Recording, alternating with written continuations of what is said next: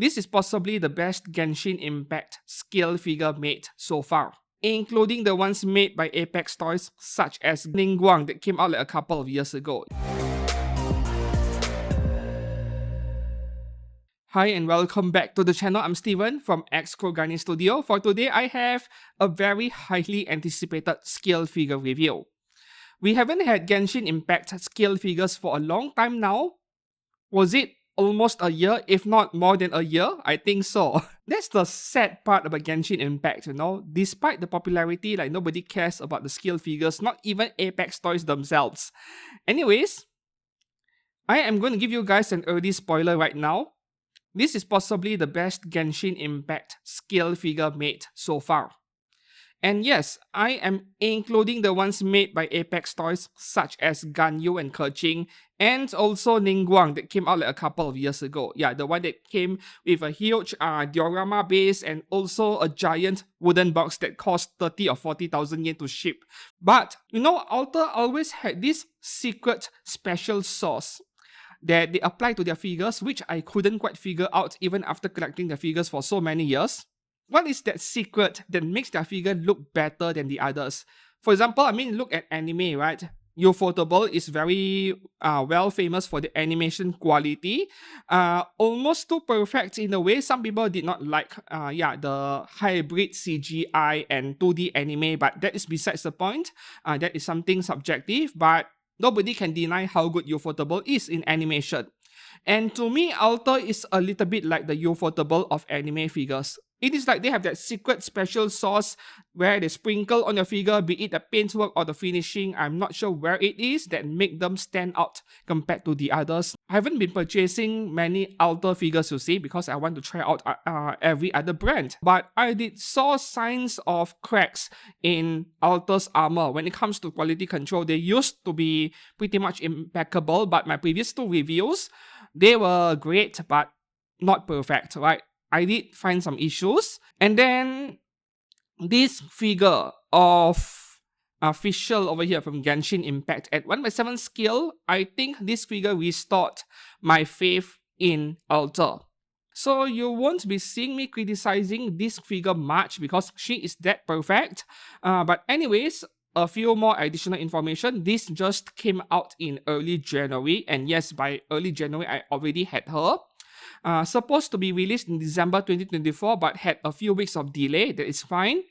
And the official MSRP price is like 25 or 27,000 yen. That is in Japan, by the way. I can't remember the official MSRP price in Japan because I got this figure from China's Taobao, official Genshin Impact store, for an equivalent of 1,365 Chinese yuan. That is the full price. Usually we pay like a couple hundred Chinese yuan in deposit during pre-order, and then we pay up the remainder during release. Yeah, so the official price is 1365 in Chinese yuan. I'm not sure if that is the same or slightly cheaper than in Japan. I just wanted to get my stuff fast. However, there are some Chinese figure brands out there where their prices can be quite a lot cheaper in China compared to getting from Japan. Chinese brands, especially including Apex Toys. So if you are interested in getting anime figures, genuine ones obviously, from China's Taobao, but you can't communicate in Chinese or you feel like the process is too complicated, then you can always make use of this channel's partner for proxy shipping from China's Taobao, which is superbuy.com. Superbuy is a proxy where you can always copy and paste a link from Taobao, and you can make use of their website to buy anything you want from Taobao. Not just anime figures, pretty much literally anything, as long it can be legally imported into a country, of course. And then once you buy from multiple sellers, you compile them in Superbuy's warehouse, can combine, ship them, and save on shipping cost. And they do have additional paid premium features you can consider using, such as requesting for additional detailed photos of the stuff you just purchased, and then they'll help you check everything. So if you're interested in signing up for a free account, then please do make use of the QR code on screen or make use of the link in the descriptions below. That would really help out this channel. Now, getting back to this figure over here, the unboxing and assembly process was really intimidating. I was afraid, despite my experience of collecting anime figures for 15 or 16 years by now, because of so many parts being separated in the box, And also the instruction sheet was like really long, I was like, oh damn. And then these effect parts, they do look really fragile, right? But after playing with them for a while, I noticed that most of these, right, they are kind of like they do feel like PVC, which means they are slightly flexible. They can flex quite a bit. So it won't be that easy to break, except for the plastic packs that go into the base over here. Those are the parts where you want to be careful. So I don't know if I will display her or I will put her back in the box, so I did not push this part over here all the way down into the base so that I can remove them easily later on. So those are the parts you need to be careful.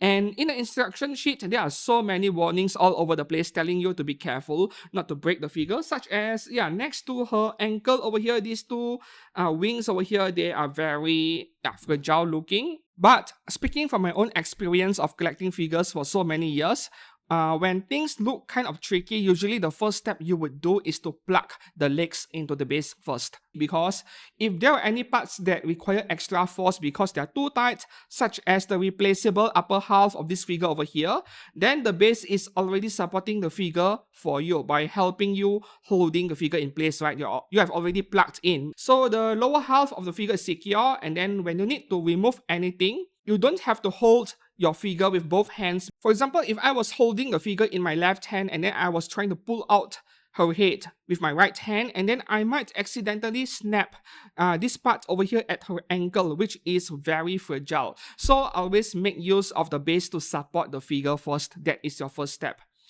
And then I am quite pleased to see this huge bird over here. Must be a spirit, right? Being supported by a huge metal rod, and this is like super sturdy, super stable. I'm quite happy with it. As you can see, the figure, well, she actually barely wobbles a slight bit. A slight bit, but barely wobbles. The bird as well. The whole thing is just super sturdy. So I'm quite happy with the support this figure is getting. And this bird over here is actually quite heavy. So a plastic rod wouldn't work. They need metal anyways. The main feature of this figure has to be these extra parts over here, right? This is quite generous coming from Alter. And after looking at this part and comparing both of them, I feel even more impressed because they are remarkably alike. Like, they are almost identical. It is not like one part has good paintwork and then the other one has QC issues. No, they look exactly alike, especially on the hair. I'm quite impressed actually. And then back then, last week, I said I prefer the original one, but now I'm not too sure anymore. Should I display this figure with this face expression or with this one? Because both of her hands are actually a little bit different. That is interesting. I wasn't paying attention apparently. So this is a tough choice for me, but both are pretty no matter which one you go. Okay, moving on to the sculpting of this figure. I'm not even sure what words to use to describe this figure because she just looks pretty much identical to the official product pictures Alter showed us when the figure went on pre-order a year ago. I tried my very best to find something to nitpick with. I couldn't find any. This is a 10 out of 10 sculpt. Of course, that includes their faces as well. This is perfect. There's nothing else I can say. This is a 10 out of 10 face. Though I have noticed that she looks better when you look at her from slightly above eye level rather than from below. So I would put this figure slightly lower on the shelf rather than being the one far on top. That is my opinion, by the way. Since I couldn't find any flaws with the sculpting, be it the face or anywhere else, I proceeded to look for some other faults with the figure. Like, are there any ugly gaps or seam lines between parts? One of the most common one is below the armpit. The arms and the main body, usually they are separate parts. Or, the side of the head where you have the front hairpiece and then the rear. So in between there's this seam line over here. This is where some figure companies, they screw up. Nope, none of that over here. The seam lines are clean, are neat, and I don't see any paint or glue or adhesive leaking out. They are just tidy all over the place. Parts fit perfectly, no ugly gaps or anything like that. So this is peak QC, best QC I've seen from Alter in a while, especially when the two figures I reviewed last year wasn't that perfect in comparison. Moving on to the paintwork. Well, this is where Alter can really trade blows with Apex Toys. Apex Toys have gotten really good nowadays. I would say if they keep up with their quality control, their consistency, they could easily move up to S tier, yeah, in my anime figure company rankings. But at the moment, when I look at this altar figure, as I mentioned earlier, there's this secret special sauce of some kind, I'm not too sure what it is, that makes the figure look, I don't know, man, like a lot more striking in color. Yeah, the colors look more vibrant in a way. The QC part, right? Yeah, I tried my very best. Couldn't find any paint bleeding, paint scratches, paint transfer. None of that sort. Even the decal placement all over the figure is impeccable. It has been a while since I was so happy with an altar figure. I'm a little bit unwilling to give the figure a perfect 10 out of 10, but this is easily 9 or even 9.5 out of 10 in Paintwork. And there's one thing I would like to point out. Two things actually. The first one is the gradient paintwork. The color shading, which I always look for because I love that in anime figures. You can find it on her arms, on her legs over here. It's quite obvious. On her hair as well. Though the most striking part is this bird over here. Look at the very tip of her wing over here. There's this metallic blue color tinge underneath it. Yeah, it is these extra small touches that makes this figure stand out, I think. At a glance, it looks like violet or purple or indigo, right? But then you take a closer look, there is some like metallic or shiny blue paint being incorporated inside. Many layers over there. So this is what I look out for in anime figure, and Alter traditionally has always been very good in this. And lastly, moving on to the base does feel a little bit underwhelming, but I think this is fine. Right. For one, I am very happy to see the surface of the base being matte instead of gloss, because glossy black plastic are so easy to scratch. I hate them.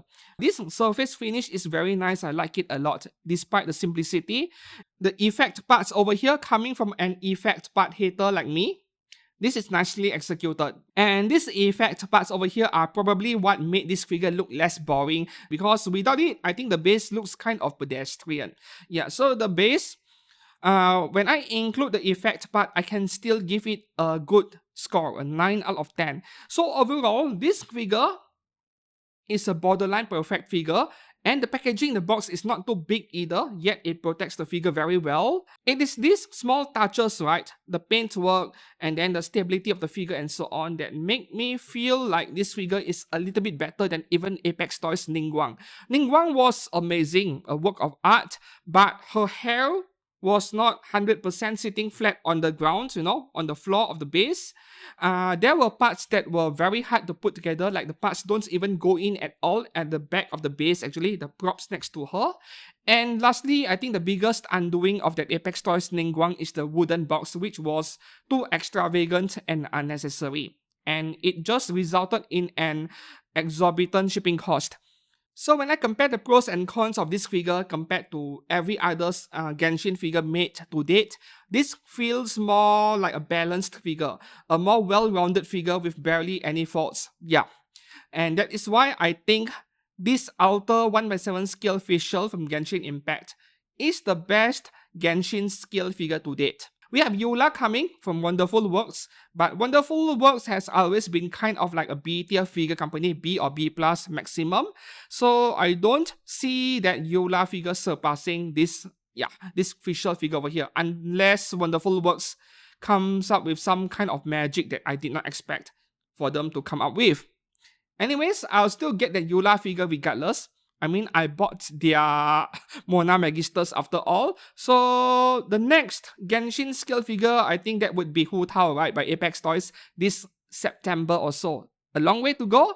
Until then, I have a Raiden Shogun figure review coming up, maybe next week. That is a resin figure by Epsim Studio. So if you're interested in more anime figure reviews like this, please do subscribe to this channel. Please do support this channel and give this video a like. Until then, I hope that you enjoyed this video, and I'll see you guys again very soon. Thanks for watching and goodbye.